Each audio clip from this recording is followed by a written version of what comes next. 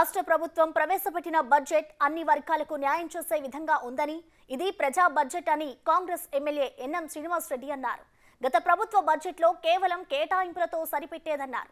రాష్ట్రంలో కేసీఆర్ ప్రతిపక్ష నేతగా వ్యవహరిస్తున్న తీరును ప్రజలు గమనిస్తున్నారని, రానున్న పార్లమెంట్ ఎన్నికల్లో బీఆర్ఎస్ పార్టీకి ఒక్క సీటు రాదంటున్న ఎమ్మెల్యే ఎన్ఎంతో మా ప్రతినిధి Ram Prasad face to face. Telangana రాష్ట్ర శాసనసభలో అయితే ఈరోజు ఓట్ ఆన్ అకౌంట్ బడ్జెట్ని అయితే విడుదల చేయడం జరిగింది. మనం చూడవచ్చు, ముఖ్యంగా 2,70,891 కోట్ల రూపాయలు ఏదైతే ఉందో 75,891,000 కోట్ల రూపాయల బడ్జెట్ని అయితే ఈరోజు రాష్ట్ర ఆర్థిక శాఖ మంత్రి బట్టి విక్రమార్క ప్రవేశపెట్టడం జరిగింది. దానికి సంబంధించి మనతో మాట్లాడడానికి మహబూబ్ నగర్ ఎమ్మెల్యే ఎన్ఎం శ్రీనివాస్ రెడ్డి గారు ఉన్నారు. వారిని అడిగి మరి అన్న సమస్య చెప్పండి, ఈరోజు బడ్జెట్ ప్రజలకు ఏ విధంగా ఉపయోగపడుతుంది, 2024-25 సంవత్సరంలో ఏ విధంగా అమలు చేయబోతా ఉంది కాంగ్రెస్ ప్రభుత్వం? ఇది పేరుకు ఓటాన్ అకౌంట్ బడ్జెట్ అయినా సరే మా ప్రభుత్వ విధానం ఎలా ఉంటుంది, మా ప్రాధాన్యం ఎట్లా ఉంటుంది అనేది చాలా స్పష్టంగా ఈరోజు తెలంగాణ ప్రజల ముందు ఉంచినాం. గత ప్రభుత్వమేమో ఆశల పల్లకిలో ఊరేగించి తెలంగాణ ప్రజలను, కానీ మేము కాంగ్రెస్ ప్రభుత్వం ప్రజలకు వాస్తవాలు చెప్పదలుచుకున్నాము. మా ప్రియారిటీ ఏంది అనేది వాళ్ళకి స్పష్టంగా అర్థం చేసే ప్రయత్నం చేస్తూ ఉన్నాం. మా 6 గ్యారంటీల కోసం మేమైతే వాగ్దానం చేసినామో వాటికి బడ్జెట్లో కేటాయింపులు చేసుకుంటా ఉన్నాం.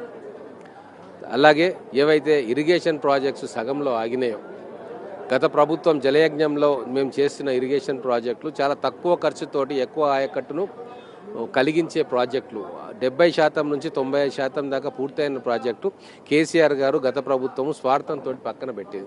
వాటన్నిటిని కూడా ఇరిగేషన్ దాంట్లోకి తీసుకొచ్చి వాటికి బడ్జెట్ కేటాయింపులు చేయదలుచుకున్నాము. కోయిల్ సాగరు, భీమా, దేవాదుల, కల్వకుర్తి, తర్వాత నెట్టెంపాడు, ఇటువంటి ప్రాజెక్టులన్నీ ఇప్పుడు కొంత డబ్బు పెడితే లక్షల ఎకరాల ఆయకట్టు వస్తుంది. అటువంటి వాటిని మళ్ళీ ఒకసారి రివైవ్ చేసుకొని పెండింగ్ ప్రాజెక్ట్స్ అన్నింటినీ కూడా కంప్లీట్ చేయడానికి నిధులు కేటాయించుకుంటా ఉన్నాం. అలాగే గత ప్రభుత్వంలో విద్య, వైద్యం పూర్తిగా నిర్లక్ష్యం చేయబడ్డాయి. ఆ విద్య గురించి చెప్పాలంటే దుఃఖం వస్తుంది. తెలంగాణ హాస్టల్స్ కావచ్చు, గురుకులాలు కావచ్చు, లేకపోతే రెసిడెన్షియల్ స్కూల్స్ కావచ్చు, ఎక్కడ కూడా నిధులు కేటాయించలేదు.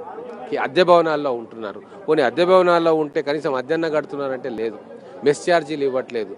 పిల్లలు తినడానికి కూడా లేని పరిస్థితిలో ఉన్నారు. అందుకే వాటన్నిటిని కూడా ఈరోజు అద్దె భవనాల్లో ఉంటున్న హాస్టల్స్ కావచ్చు, స్కూల్స్ కావచ్చు, మైనారిటీ గురుకులాలు కావచ్చు, వాటన్నిటికీ కూడా సొంత భవనాలు కట్టుకోవాలని చెప్పి ఈరోజు బడ్జెట్లో కేటాయించుకున్నాం. సో వాస్తవికంగా మనకు ఉన్న బడ్జెట్ ఎంత, మనకు వచ్చే రెవెన్యూ అంతా దేని మీద ఖర్చు పెట్టాలి, ప్రయారిటీ రంగాలు ఏంది, వాటన్నిటినీ కూడా ఒక ఆర్థిక క్రమశిక్షణతోటి దుబారా చేయకుండా ఖర్చు పెట్టాలన్న ఆలోచనతోటి ఈరోజు కాంగ్రెస్ ప్రభుత్వం ఉన్నది.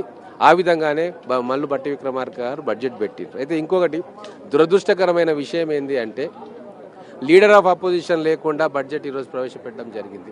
నిన్న గౌరవ ముఖ్యమంత్రి గారు రిక్వెస్ట్ చేసుకున్నారు, అయ్యా మీరు రండి, కేసీఆర్ గారు ఇక్కడ కూర్చోండి, రేపు బడ్జెట్ ఉంది రండి అని చెప్తే కూడా రాలే.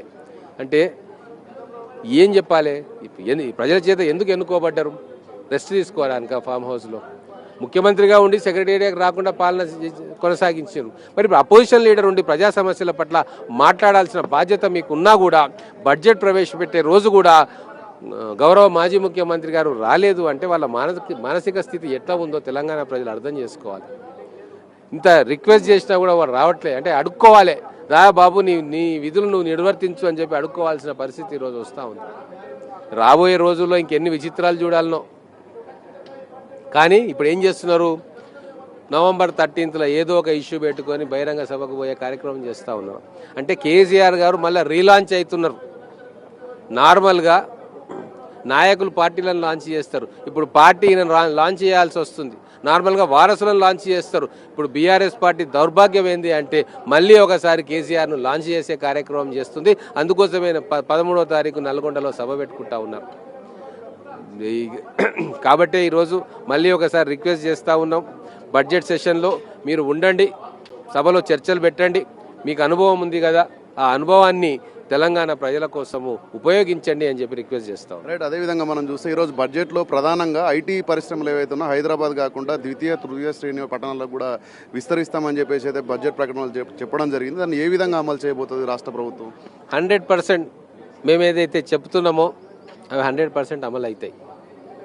మాట తప్పని నాయకుడు రేవంత్ రెడ్డి గారు, వారి ప్రభుత్వం, మల్లు బట్టి విక్రమార్క గారు అనుభవజ్ఞులు కాబట్టి అసెంబ్లీ అంటే మాకు ఒక గౌరవం ఉంది. అసెంబ్లీలో మాట్లాడే ప్రతి మాట అక్షరం తప్పకుండా మాట తప్పకుండా తూచా తప్పకుండా మేము అమలు చేస్తాం.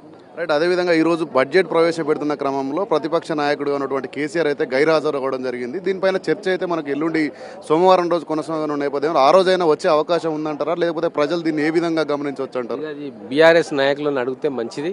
మేమైతే రిక్వెస్ట్ చేస్తూ ఉన్నాం, అయ్యా రండి, బడ్జెట్ సమావేశాల్లో పాల్గొనండి, శాసనసభలో అర్థవంతమైన చర్చలకు మీరే అపోజిషన్ నుంచి నాయకత్వం వహించండి, అది మీ బాధ్యత. ప్రజలు మీకు ఆ బాధ్యత ఇచ్చిండ్రు, ప్రజలు ఇచ్చే బాధ్యత నుంచి మీరు తప్పుకోవడానికి చూడొద్దు దయచేసి అని చెప్పి రిక్వెస్ట్ చేస్తా ఉన్నాం. రైట్. మనం చూసినట్లయితే తెలంగాణ ప్రభుత్వం ఈరోజు ఏదైతే ప్రవేశపెట్టినటువంటి బడ్జెట్ ఉందో, ఈ బడ్జెట్ చర్చలకు సంబంధించి అయితే బడ్జెట్ ఆమోదం తెలుపనున్నటువంటి ఒక సభ ఏదైతే ఉందో దీనికి ముఖ్యమంత్రిగా రేవంత్ రెడ్డి అయితే తన బాధ్యతాయుతంగా అయితే ప్రధాన ప్రతిపక్ష నాయకుడుగా ఉన్నటువంటి కేసీఆర్ను ఆహ్వానించినప్పటికీ కూడా గైరాజరైనటువంటి పరిస్థితులను అయితే రాష్ట్ర ప్రజలు గమనిస్తూ ఉన్నారని చెప్పేసి మనతో వెన్నం శ్రీనివాసరెడ్డి అన్నారు. అదేవిధంగా రాష్ట్ర ప్రభుత్వం ప్రకటించినటువంటి అన్ని హామీలను కూడా రానున్న రోజులలో అయితే నెరవేర్చేందుకు పూర్తి స్థాయిలో బడ్జెట్ను కేటాయించి అయితే రాష్ట్రంలో అన్ని మౌలిక సదుపాయాలే కానీ అదేవిధంగా ఉపాధి కల్పనకు సంబంధించి అన్ని అంశాలపైన కూడా పూర్తి స్థాయిలో ఫోకస్ చేయనుంది మనతో చెప్తా ఉన్నారు. కెమెరామెన్ శంకర్రావుతో రాంప్రసాద్, బిగ్ టీవీ, హైదరాబాద్.